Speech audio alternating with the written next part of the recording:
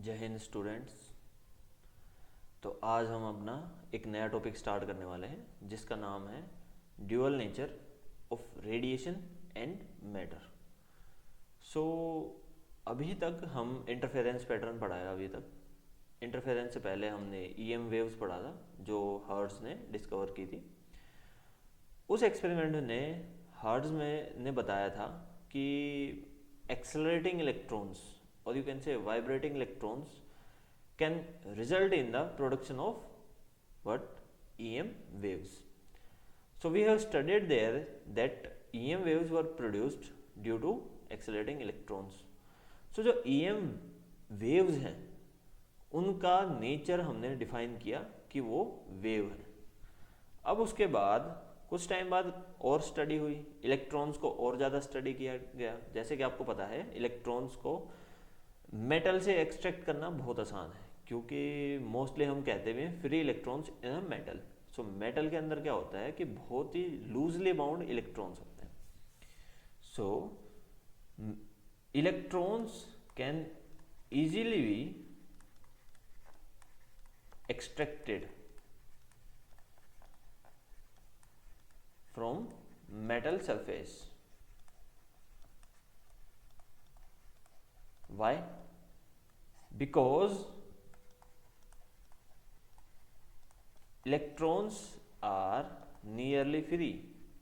अब इसमें ध्यान देने की बात है, इसमें कहा है नियरली फ्री। ठीक है, ये बात हो गई।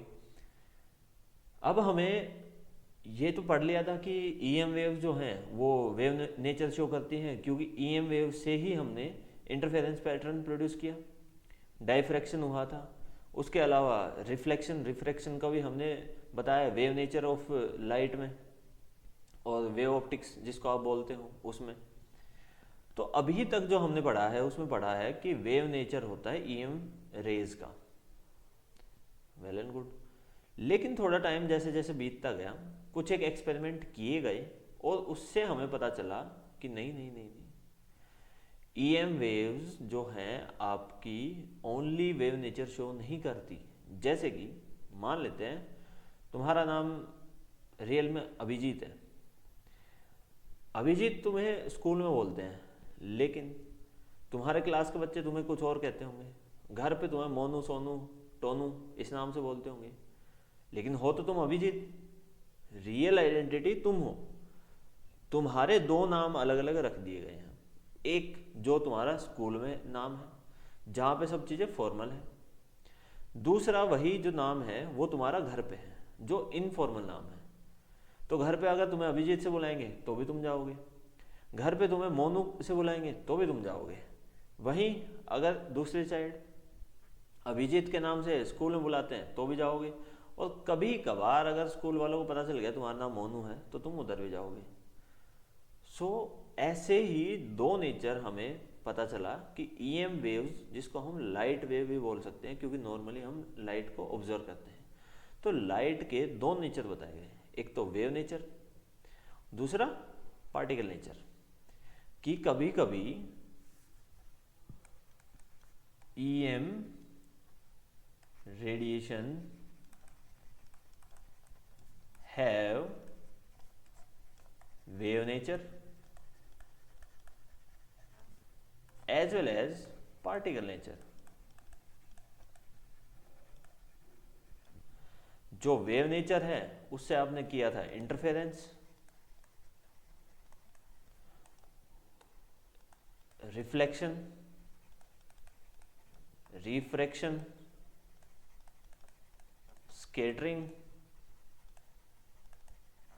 और भी कुछ फिनोमेना थे जो हमने वेव नेचर से शो किए थे। अब इसके बाद आ जाते हैं पार्टिकल नेचर। पार्टिकल नेचर का मतलब है कि मास होगा, इधर रेस्ट मास होगा मतलब जब वो रेस्ट पे होगा, या फिर मोशन में मास होगा। तो मास होगा पार्टिकल का, वेव्स का मास नहीं होता है। तो जैसे कि आपको पता है इलेक्ट्रॉन जो है वो एक पार्टिकल है, तो क्या हम कह सकते हैं कि इलेक्ट्रॉन वेव नेचर भी शो करता है? यस वी कैन, क्योंकि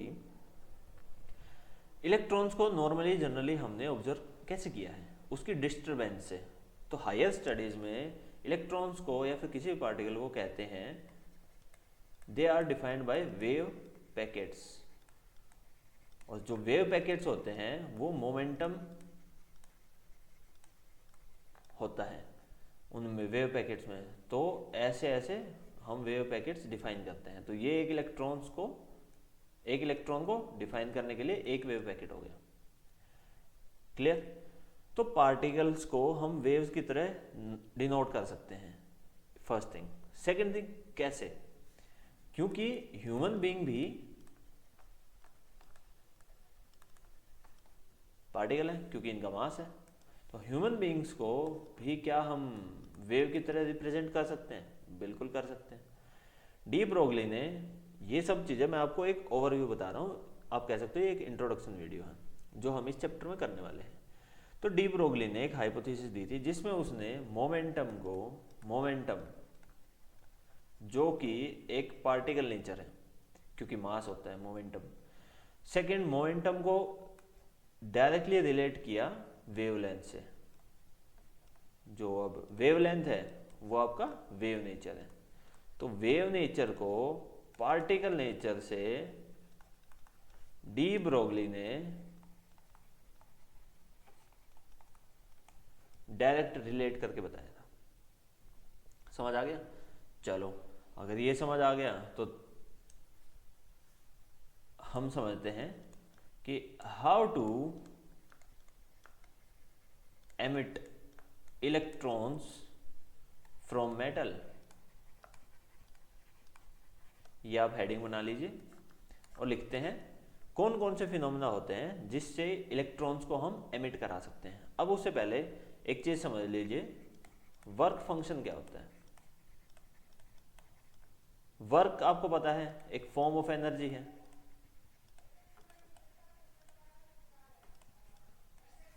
तो वर्क फंक्शन होता है कि एक मेटल है, समझो एक मेटल है, उसके जो आउटर मोस्ट इलेक्ट्रॉन्स हैं उनको एमिट करने के लिए कितनी हम एनर्जी डालें कि ये इलेक्ट्रॉन्स एमिट हो जाएं। मान लेते हैं आयरन के केस में 1 इलेक्ट्रॉन वोल्ट एनर्जी चाहिए, तो 1 इलेक्ट्रॉन वोल्ट एनर्जी यहाँ प्रोवाइड कर देंगे तो आयरन से इलेक्ट्रॉन एमिट हो जाएंगे। समझ आ गया? वहीं अगर हम कोबाल्ट मान लेते हैं, 5 इलेक्ट्रॉन वोल्ट एनर्जी चाहिए, तो इसका जो वर्क फंक्शन है कोबाल्ट का वर्क फंक्शन वो हो जाएगा 5 इलेक्ट्रॉन वोल्ट। आयरन का 1 इलेक्ट्रॉन वोल्ट, मतलब 1 इलेक्ट्रॉन वोल्ट एनर्जी रिक्वायर्ड होगी आयरन से इलेक्ट्रॉन निकालने के लिए। So work function can be defined as the minimum energy required to emit free electrons from the surface of metal। ये definition है, इसको लिख लीजिए। अब समझते हैं कि इलेक्ट्रॉन्स को मेटल से निकालने के क्या क्या तरीके हैं। First is thermionic emission. Thermionic से क्या समझते हो? Thermal, heat.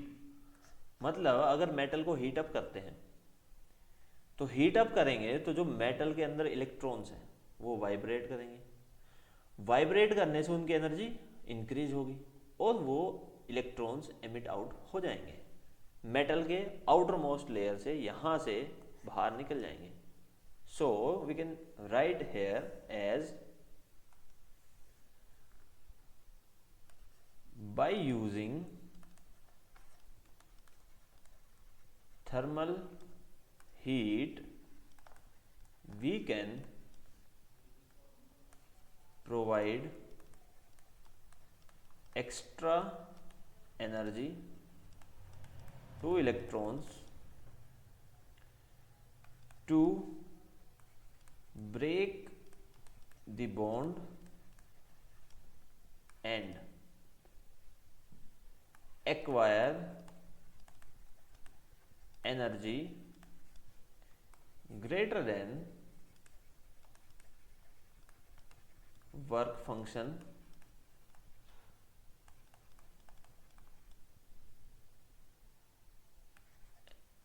which results in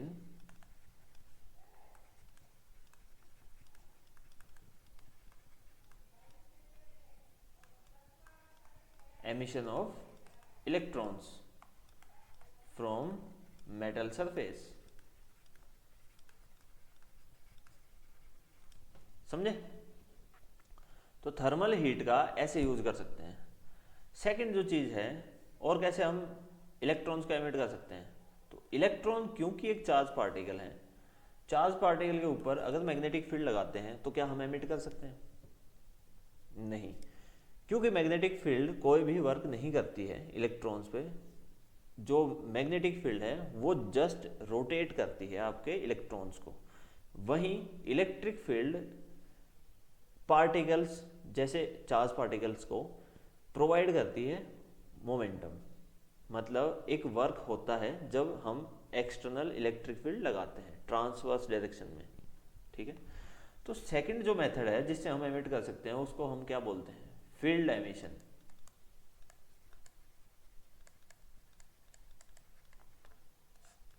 so by applying external field, जब हम एक्सटर्नल फील्ड अप्लाई करेंगे उससे जो इलेक्ट्रॉन्स हैं, मान लेते हैं जैसे कि ये एक मेटल सरफेस स्लैब है, इसमें इधर भी इलेक्ट्रॉन्स हैं, इधर भी इलेक्ट्रॉन्स हैं। अगर यहाँ पे हम पॉजिटिव चार्ज अप्लाई करते हैं और यहाँ पे नेगेटिव चार्ज, आप कहोगे सर ऐसे कैसे अप्लाई कर देते हैं? तो इसको बैटरी से कनेक्ट कर दो बच्चों, क्यों इतनी लोड ले रहे हो? ले जी, बैटरी से कनेक्ट कर दिया तो यहाँ पे पॉजिटिव चार्ज हो गया, यहाँ नेगेटिव चार्ज होगा। तो ये जो इलेक्ट्रॉन्स इस साइड के हैं, मतलब ये नेगेटिव चार्ज इलेक्ट्रॉन्स को इधर की साइड पुश करेगा, और जो इधर के इलेक्ट्रॉन्स हैं वो पॉजिटिव साइड पुल होंगे। तो सफिशिएंट अमाउंट ऑफ एनर्जी लगा के हम एक्सटर्नल फील्ड से इलेक्ट्रॉन्स को एमिट आउट कर सकते हैं। So we can write here as by using sufficient amount of electric field or electric potential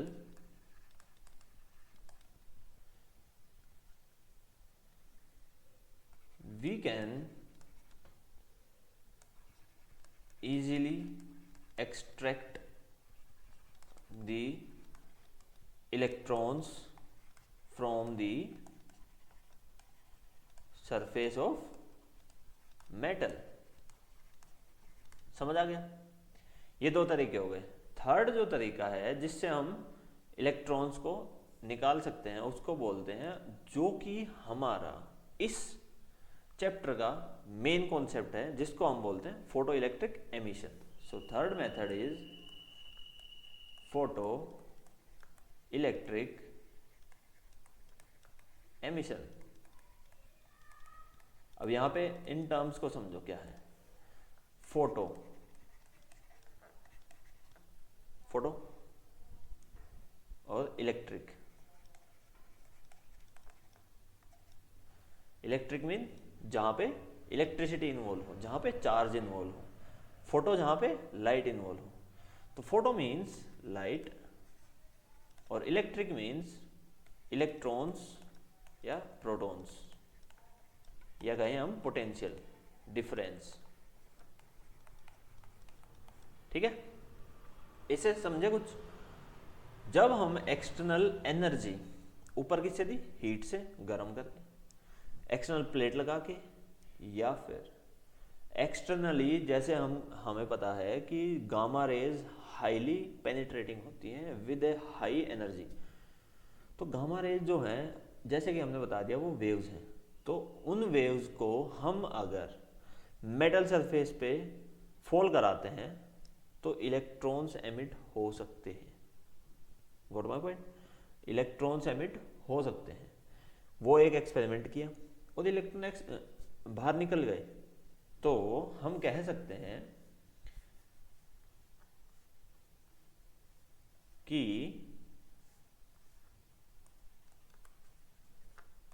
by utilizing the photo effect means light waves of sufficient energy, sufficient का क्या मतलब है, greater than work function,